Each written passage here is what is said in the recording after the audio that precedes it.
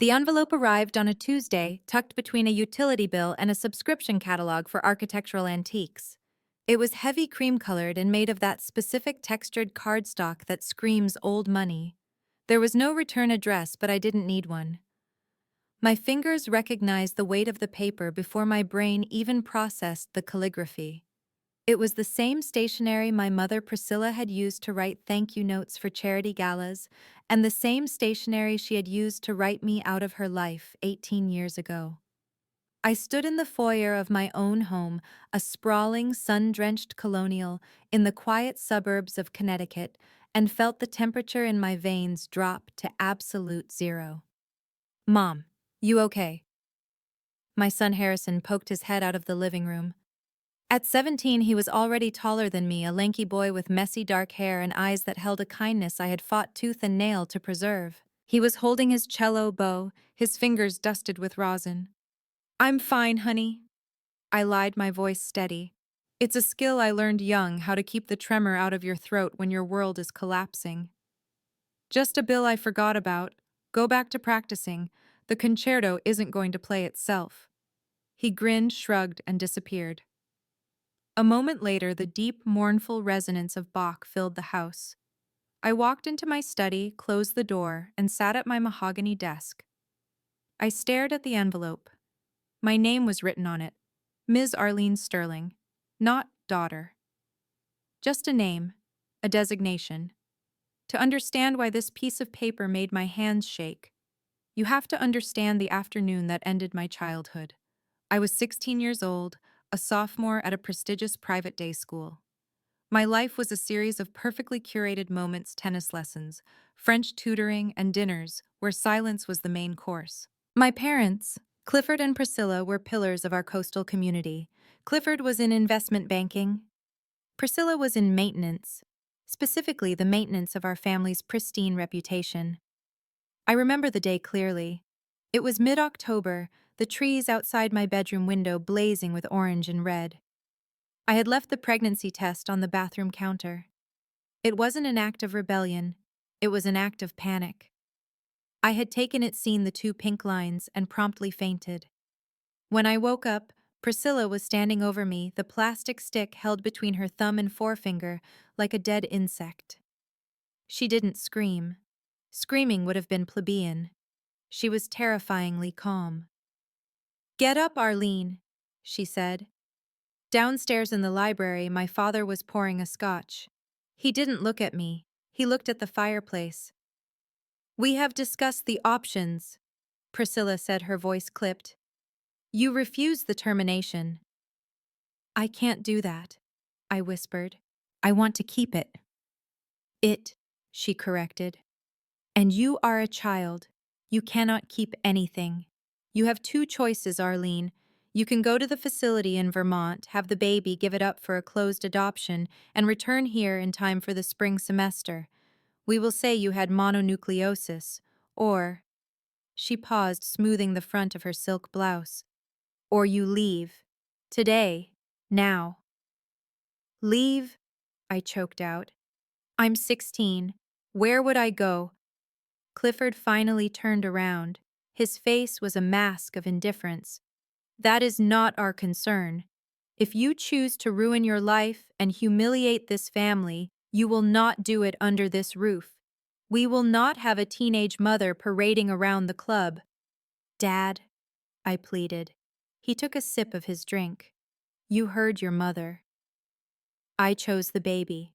I didn't even have to think about it. Something primal had already awakened in me, a fierce protectiveness that was stronger than my fear of them. They gave me 1 hour to pack. Priscilla stood in the doorway of my room to ensure I didn't take anything valuable that they had paid for, like my laptop or the jewelry my grandmother had left me. I packed a duffel bag with jeans, sweaters, and a warm coat. At the front door, Clifford handed me an envelope. Inside was $500 in $20 bills. "This is it," he said. "Don't come back. Don't call. As far as we are concerned, we have no daughter." I walked out the front door. The heavy oak slammed shut behind me, followed by the distinct click of the deadbolt. I walked down the long, winding driveway, the gravel crunching under my boots, the wind biting through my coat. I didn't look back. I didn't know it then, but I wouldn't see that house or them for nearly 2 decades. I was 16, pregnant and homeless. And as I stood at the end of their driveway, watching the autumn leaves swirl around my feet, I realized the only person who was going to save me was me. The first night was the hardest. I spent it in a 24-hour diner, nursing a single cup of herbal tea until the waitress, a woman with tired eyes and swollen ankles, told me I had to buy something else or leave. I walked to a park and sat on a bench, wrapping my coat tight around my midsection, whispering promises to the tiny life growing inside me. I won't let anything happen to you. I promise. By the third day, the reality of my situation had settled in like a heavy fog. $500 might seem like a lot to a teenager with an allowance, but in the real world, it was nothing. I found a cheap motel on the outskirts of the city, a place where the carpet smelled of stale smoke and the walls were paper thin. I paid for a week up front, terrified that if I didn't have a roof, social services would take my baby away before he was even born. I needed a job, but who hires a pregnant 16-year-old dropout? I walked until my feet blistered, asking for work at grocery stores, laundromats, and diners. I was rejected over and over again. The judgment was visceral. I saw it in the eyes of the manager's adults who likely had children my age. They didn't see a terrified girl. They saw a cautionary tale. They saw trash. Eventually, I found work under the table washing dishes at a gritty Italian restaurant. The owner, a man named Sal, paid me in cash and leftover pasta. It wasn't much, but it kept me fed. My belly grew, so did my fear. I navigated the public health system alone, sitting in charity clinics for hours, surrounded by people who looked as broken as I felt. I learned to be invisible. I learned that if you look down and keep moving, people ignore you. The night I went into labor, it was snowing. I was alone in my motel room. The pain hit me like a freight train, doubling me over. I didn't have a phone, so I stumbled to the motel lobby and asked the night clerk to call an ambulance. He looked at me with pure annoyance, as if my labor was inconveniencing his cigarette break. At the hospital, I was placed in a ward with 3 other women. They had husbands, mothers, sisters holding their hands. I had a plastic cup of ice chips and a nurse named Sybil. Sybil was a large woman with hands that felt like rough sandpaper but touched like feathers. She saw the empty chair beside my bed.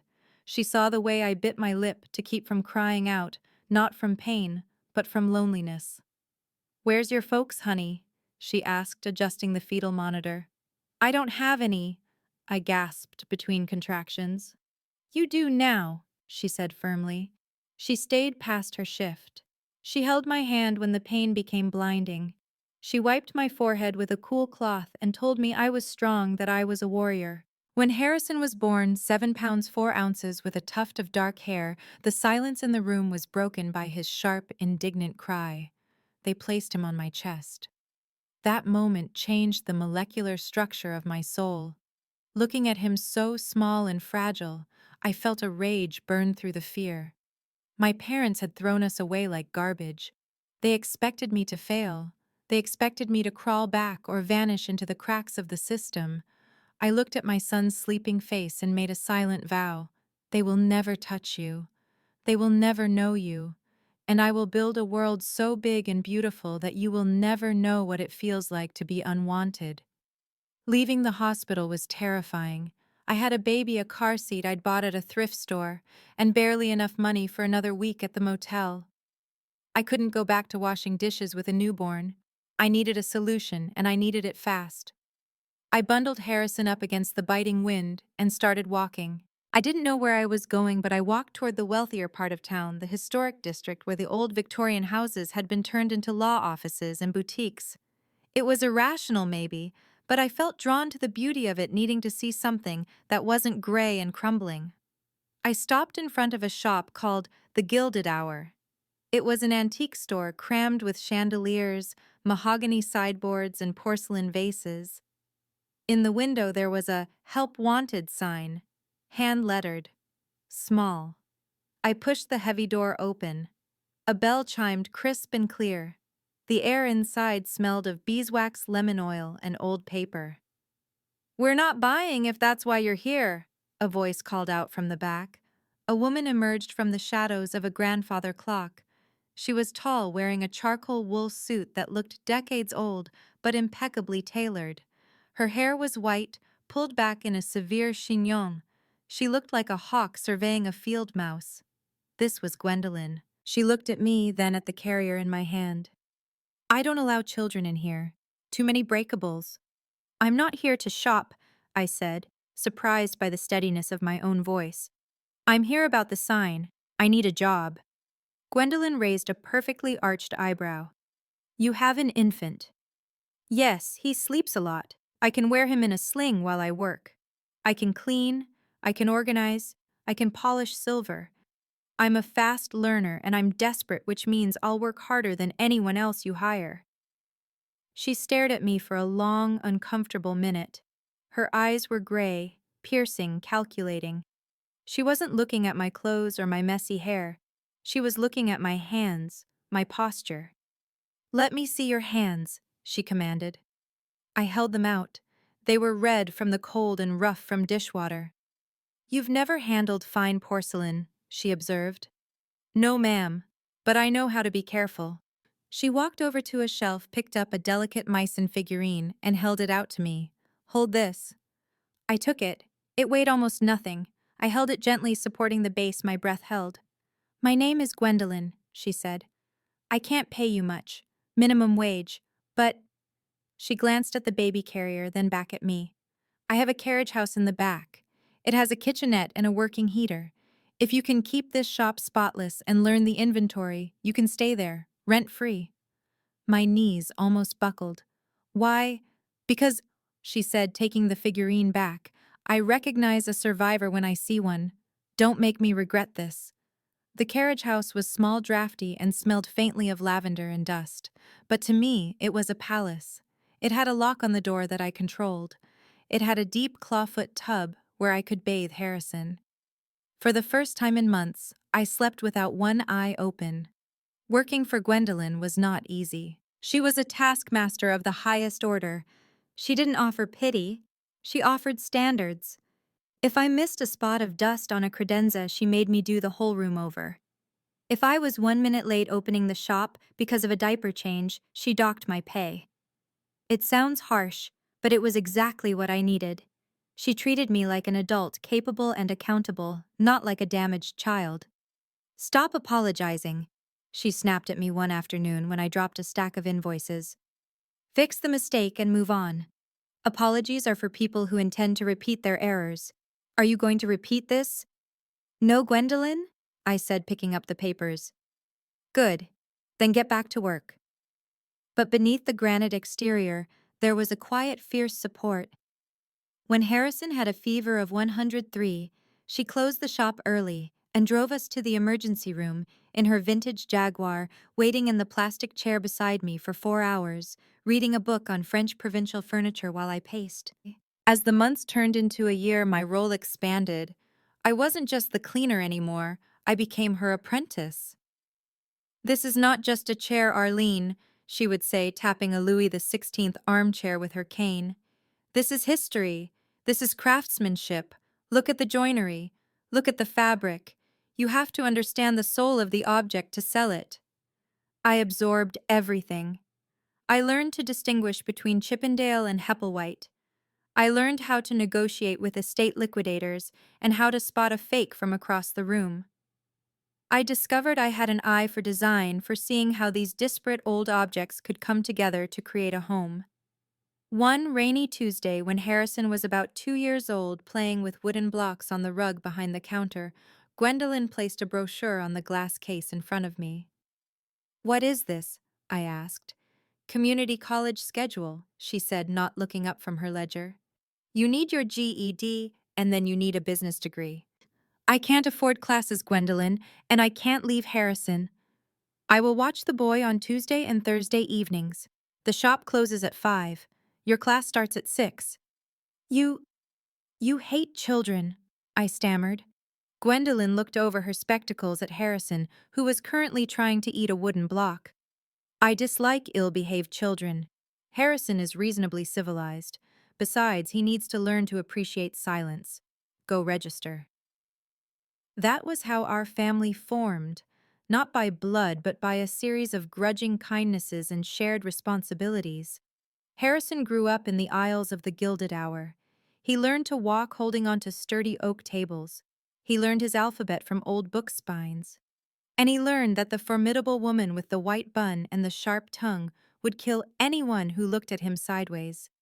He started calling her Nana Gwen when he was 3. I tried to correct him, terrified she would be offended. "Let the boy speak," she had said, a rare, faint blush touching her cheeks. "It's a respectable title." By the time I was 22, I had my degree. I was running the day-to-day operations of the shop. Gwendolyn was slowing down her arthritis, making the damp winters difficult. We had shifted the dynamic. I was the legs, she was the wisdom. We never spoke of my parents. I had told her the basics, that I was disowned, and she had nodded, once her lips pressing into a thin line. "Their loss is my inventory's gain," she had muttered, which was the closest she ever came to an emotional declaration. But the ghost of my past was always there, a shadow in the corner of the room. I worked harder, dressed sharper, and spoke with more precision, subconsciously trying to prove them wrong every single day. I molded myself into a woman of substance, not for them, but to ensure that Harrison would never feel the shame I felt. Harrison was different from me. He was soft where I was hard, artistic where I was practical. He discovered the cello in the school orchestra in 4th grade, and it was like watching a bird find the sky. He had a gift, a profound, terrifying gift for music. "He needs a better teacher," Gwendolyn declared when he was 12. "That public school screeching won't do." "Private lessons are expensive, though," I said. By then I was earning a decent salary, but I was saving every penny for his college fund. "I have some jewelry I never wear," Gwendolyn said breezily. "Ugly Victorian mourning brooches. Let's sell them. The boy has the hands of an artist." We sold the brooches. Harrison got the lessons. And our little trio, the exile, the widow, and the prodigy, continued to thrive in our fortress of old wood and polished brass. The transition from employee to partner happened gradually, then all at once. When Gwendolyn turned 75, she formally signed the Gilded Hour over to me. It wasn't a gift. It was a business transaction structured with a payment plan that allowed her to retire comfortably while staying in the main house. "Don't change the name," she warned me as we signed the papers with her lawyer. "And don't start stocking that mid-century modern rubbish. It has no soul." "I promise, Gwen," I smiled. But I did expand. I launched an interior design consultancy branch of the business. My clients were the new money of the city tech entrepreneurs and young doctors who bought historic homes but had no idea how to furnish them. I became their guide. I sourced pieces, designed layouts, and curated their lives. I became known for my taste, my discretion, and my ability to source the impossible. By the time I was 30, I was a wealthy woman. Not just comfortable wealthy. I bought the house next door to Gwendolyn's, knocking down the fence so our gardens connected. Harrison was my anchor through it all. Raising a teenager is supposed to be a nightmare, but Harrison was busy falling in love with Bach and Elgar. He was a quiet, intense boy. We talked about everything. I told him that his grandparents had passed away before he was born. It was a lie, a protective layer I wrapped around him.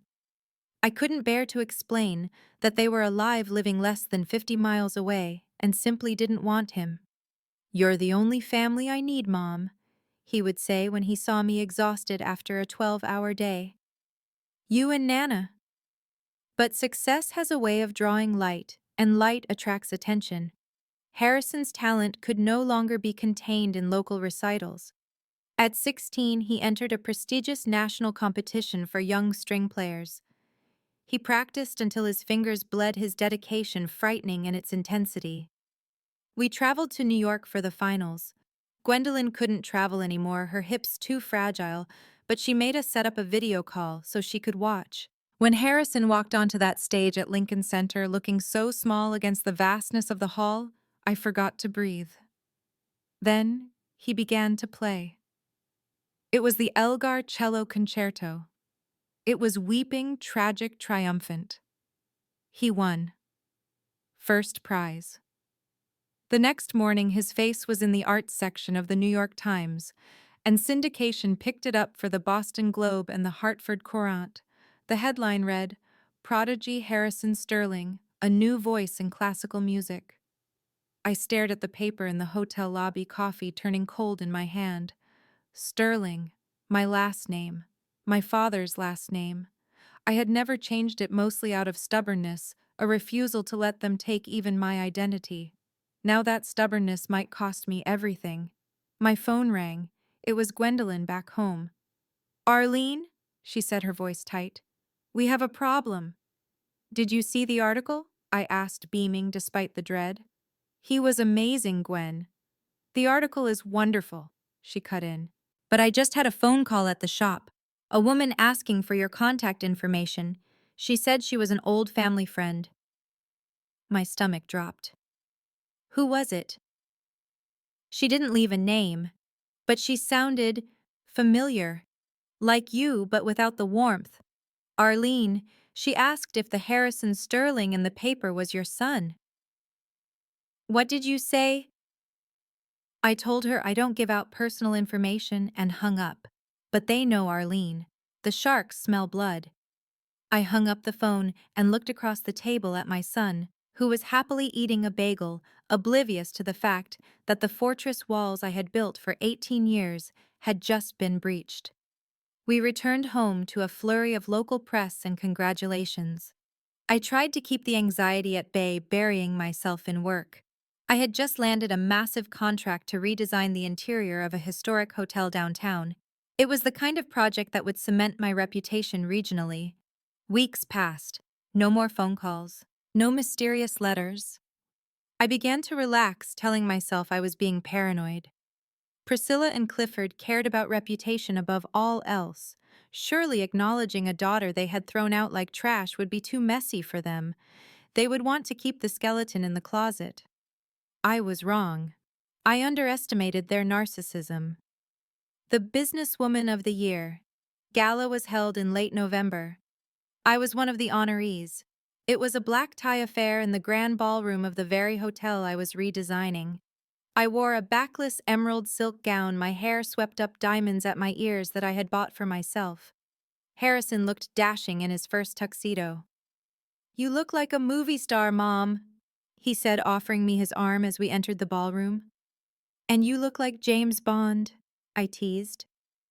The room was filled with the city's elite politicians, developers, philanthropists. I worked the room, shaking hands, accepting champagne, feeling that rare golden sense of having arrived. I belonged here, not by birthright, but by merit. Then the air in the room seemed to shift. A hush rippled through the crowd near the entrance. I turned. Standing under the archway were Clifford and Priscilla Sterling. They hadn't aged well. They looked preserved, like taxidermy. Priscilla was wearing silver sequins that looked like armor. Clifford was in a tuxedo that strained slightly at the waist, but their eyes, those cold, assessing shark eyes, were the same. They scanned the room. They weren't looking for friends. They were looking for me. Their gaze landed on me. Then it slid to Harrison standing beside me. I saw Priscilla clutch Clifford's arm. I saw a look pass between them that I couldn't decipher. Was it regret? Anger? No. It was hunger. They began to move toward us, cutting through the crowd like icebreakers. My heart hammered against my ribs like a trapped bird. I wanted to grab Harrison and run. I wanted to vomit. But I couldn't move. "Mom," Harrison whispered, sensing my tension. "Who are they? Do you know them?" They were 10 feet away. 5. Priscilla stopped in front of me. She looked me up and down, taking in the designer dress, the diamonds, the confidence that was rapidly draining out of me. "Arlene," she said. Her voice hadn't changed. It was still dry and sharp like autumn leaves. "You look well." "Priscilla," I said. I couldn't bring myself to call her mother. Clifford stepped forward, extending a hand to my son. And this must be the young maestro. We read about your award. Impressive. Harrison looked at the hand, then at me, confused. Thank you. I'm Clifford, my father said, ignoring my frozen state. And this is Priscilla. We're old acquaintances of your mother's. Acquaintances. Priscilla laughed, a brittle tinkling sound. Don't be silly, Cliff. Tell the boy the truth. She looked at Harrison with a terrifying, predatory smile. We're your grandparents, Harrison, and we have missed you so very much. The world didn't stop spinning, but it certainly felt like it tilted on its axis. The background noise of the gala, the clinking glasses, the jazz band, the chatter faded into a dull roar. Harrison pulled his hand back as if he'd been burned. He looked at me, his eyes wide with shock and betrayal. Mom, you said they were dead. We might as well have been the way we were treated, Clifford said smoothly, stepping into the gap before I could speak. He looked at me with a performative sadness that made my skin crawl. There was a terrible misunderstanding years ago, Harrison. Families fight, stubbornness on both sides. But seeing you, hearing about your talent, we realized life is too short for grudges. Misunderstanding. I finally found my voice.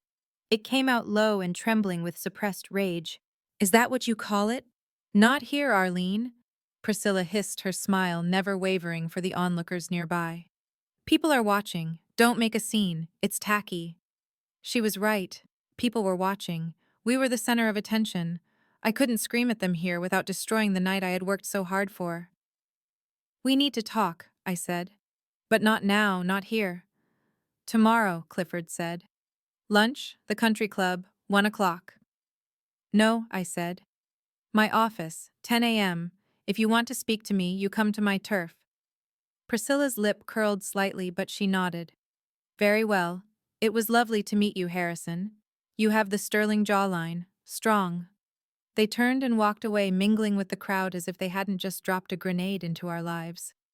The ride home was silent. Harrison stared out the window. When we walked into the house, Gwendolyn was waiting up for us in her wheelchair by the fire. She took one look at our faces and knew. They found you, she stated. They were at the gala, I said, sinking onto the sofa. They introduced themselves to Harrison. Harrison turned to me, his voice cracking. Why did you lie to me? You said they died before I was born. I lied to protect you, I pleaded. Harrison, they are not good people. They threw me out when I was 16 because I was pregnant with you. They left us with nothing. No money, no home. If it wasn't for Gwendolyn, we would have been on the street. Harrison looked at Gwendolyn. She nodded solemnly. Your mother speaks the truth, boy. They are vipers. But they seemed nice, Harrison said, confusion warring with the anger. They said it was a misunderstanding. Maybe they changed. It's been almost 18 years. People like that don't change, Harrison, I said. They just change their strategy. I want to meet them, he said. Harrison, no. They're my grandparents. I have a right to know them. If they're monsters, let me see it for myself. But you lying to me, that's not fair. He stormed up to his room. The door slammed. I put my head in my hands. He's curious, Gwendolyn said softly. It's natural. But you must handle this carefully, Arlene. If you forbid it, he will run to them. You must let him see the teeth behind the smile. The next morning, Priscilla and Clifford arrived at my design firm at 10 a.m. sharp. They looked out of place in my modern, airy office with its exposed brick and glass walls. They looked like relics from a darker time. I didn't offer them coffee. I sat behind my desk, keeping that barrier between us. Lovely space, Priscilla said, touching a fabric swatch on my desk. A bit industrial for my taste, but I suppose it's trendy. What do you want? I asked. Clifford sat down, unbuttoning his suit jacket. We want to reconnect. We saw the article about Harrison. A national award? That's no small feat. It reflects well on the family. The family. I laughed, a harsh sound. You have no family. You made that very clear when you locked the gate. Oh, Arlene, don't be so dramatic. Priscilla waved a hand dismissively. We did what we had to do. You were a child. You were out of control. We gave you a choice, and you chose the hard path. And look, she gestured around the room. It made you strong. It gave you drive. If we had coddled you, you would have been just another spoiled debutante. In a way, you should thank us. Our tough love made you who you are. I stared at her, stunned by the audacity. The rewriting of history was breathtaking. Tough love, I whispered. I gave birth in a charity ward alone. I lived in a motel with roaches. I dug through dumpsters for food once. That wasn't tough love, Priscilla. That was abandonment. You hoped I would disappear. But you didn't, Clifford said.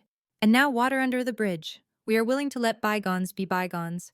We want to get to know our grandson. We can open doors for him, Arlene. The conservatory in Boston, I sit on the board. The symphony, Priscilla chairs the donor committee. We can give him the future he deserves. He has a future, I said. One he earned, one I helped him build. But does he have a legacy? Priscilla asked softly. We have no other heirs, Arlene. The house, the investments, the social standing, it all ends with us. Unless Harrison steps in. There it was. The truth. They weren't lonely. They were terrified of being forgotten. They needed a prop for their twilight years, and a successful, handsome musical prodigy was the perfect accessory. I won't let you poison him, I said, standing up. We just want to take him to dinner, Clifford said, standing too. Let him decide. He's almost 18, isn't he? He's a man. Stop treating him like a toddler. They left with that challenge hanging in the air. They knew exactly which buttons to press. They knew that if I played the dictator, I would lose him. The offensive began the next day.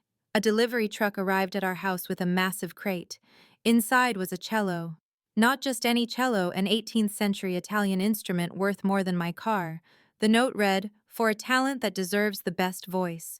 With love, grandfather and grandmother." Harrison stared at it, his hands shaking. Mom, I can't even tell you what this is. It's a masterwork. You can't keep it, I said instantly. Why? His head snapped up. Because you hate them. Mom, this is my dream instrument. I could never afford this. You could never afford this. That stung. Harrison's strings come attached to gifts like this. I'm keeping it, he said stubbornly. Then came the invitations. Lunch at the yacht club, a private box at the opera. They didn't invite me. They reached out to him directly through social media, bypassing me entirely. Gwendolyn watched all of this with a grim expression. One afternoon, she wheeled herself into the living room where Harrison was playing the new cello. It sounds hollow, she said abruptly. Harrison stopped. What? The tone. It's expensive, yes. But it has no warmth. It sounds like money, not music. You're just on Mom's side, Harrison snapped. I am on your side, you foolish boy. Gwendolyn banged her cane on the floor. Do you think they sent that because they love you? They don't know you. They sent it because they want to own you. They are buying shares in your success. Harrison looked down at the instrument. Let me tell you a story, Gwendolyn said, her voice softer. When your mother came to me, she had $500 and a baby. She worked until her hands bled. She never asked for a handout. Every meal you ate, every lesson you took was paid for with her sweat. These people, they are emotional vampires. They will feed on your talent until you are dry, and then they will discard you just like they did her. Harrison didn't say anything, but I saw the doubt creeping into his eyes. The breaking point came 2 weeks later. Harrison came home from a lunch with them, looking pale. What happened? I asked. They have a plan for me, he said quietly. Grandfather has pulled strings at Yale. He wants me to study business, not music. He said music is a fine hobby, but I need to learn to manage the family estate. I felt a cold vindication. And what did you say? I said I wanted to be a cellist. Grandmother laughed. She said, Don't be pedestrian, Harrison. Sterlings don't entertain. We hire the entertainment. He looked up at me, his eyes wet. She sounded exactly like you said she would. Oh, baby. I pulled him into a hug. They want me to change my last name. He mumbled into my shoulder. They said Sterling opens doors and that I should drop your last name. I pulled back. What are you going to do? He looked at the expensive cello in the corner. I have a graduation party coming up. I want to invite them. Harrison, why? Because... He said, a hard edge in his voice that sounded exactly like Gwendolyn. I need to return something. The graduation party was held in our shared garden, the fence between my house and Gwendolyn's long gone. It was a beautiful June afternoon. My friends were there, my staff, Harrison's friends from the orchestra. Gwendolyn sat in the shade like a queen on her throne sipping iced tea. At 4:00 p.m., a silver Bentley pulled into the driveway. The conversation in the garden died down. Priscilla and Clifford stepped out. They were carrying a small box, likely keys to a car. They walked into the garden with the air of benefactors visiting an orphanage. Harrison was standing by the refreshment table. He picked up the cello case, the expensive Italian one. "Grandmother, grandfather," Harrison said. His voice carried across the silent lawn. "Harrison, darling." Priscilla beamed, ignoring everyone else. "We have a little surprise for your graduation." "I have a surprise for you too," Harrison said. He walked over to them and set the cello case at their feet. "I can't accept this," he said. Clifford frowned. "Don't be absurd. It's a gift."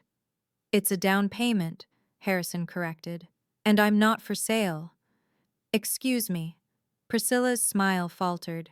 "I know what you did," Harrison said, his voice gaining strength. "Mom didn't tell me the details, but I did some digging. I went to the Hall of Records. I saw the transfer of deed for the house you sold the year I was born. You bought a vacation home in Aspen 2 weeks after you kicked a pregnant teenager onto the street." Gasps rippled through the guests. Priscilla went pale.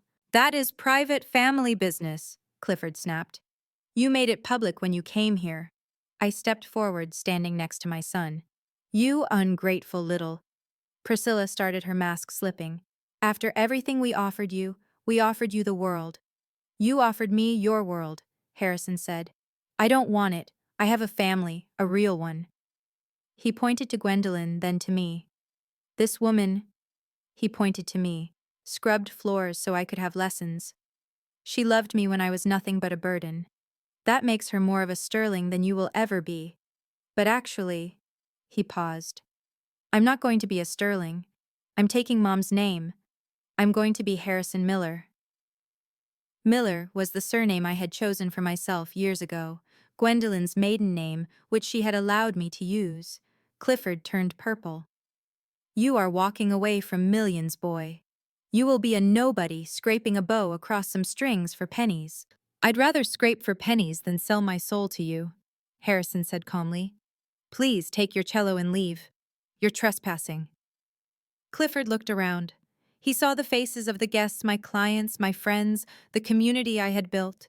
He saw disgust in their eyes. He realized, perhaps for the first time, that his money held no power here. "Come, Priscilla," he spat. "They deserve each other." They turned and marched back to their Bentley.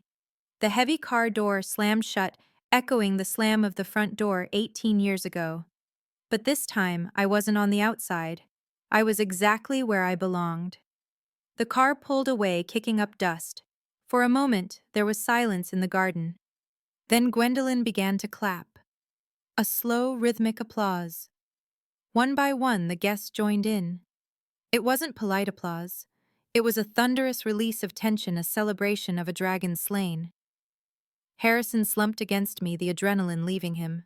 "You okay?" I asked, kissing his temple. "Yeah," he breathed. I think I'm really okay." That night, after the guests had gone and the lanterns were flickering out, the three of us sat on Gwendolyn's porch. The summer crickets were singing. Harrison had brought out his old cello, the one I had bought him when he was 12, scratched and worn, but warm and rich in tone. He played a soft lullaby, the notes drifting up into the starlight.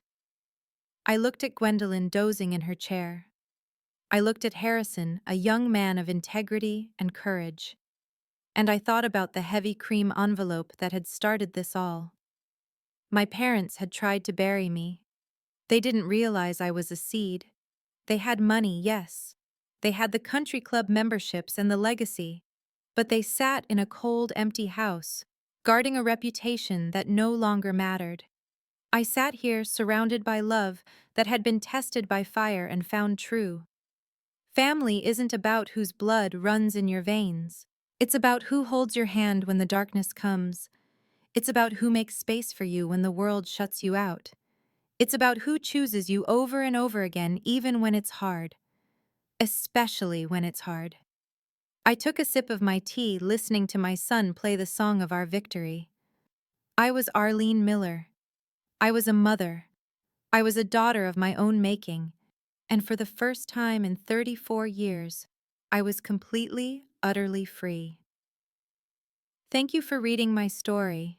It wasn't an easy journey, but it was the only one that led me here. I have a question for you all. Do you believe that tough love is ever an excuse for abandonment? Or is forgiveness overrated when the people who hurt you haven't really changed? Please let me know your thoughts in the comments below. I read every single one. And if this story resonated with you, please subscribe and share it. It helps us build our own little community here.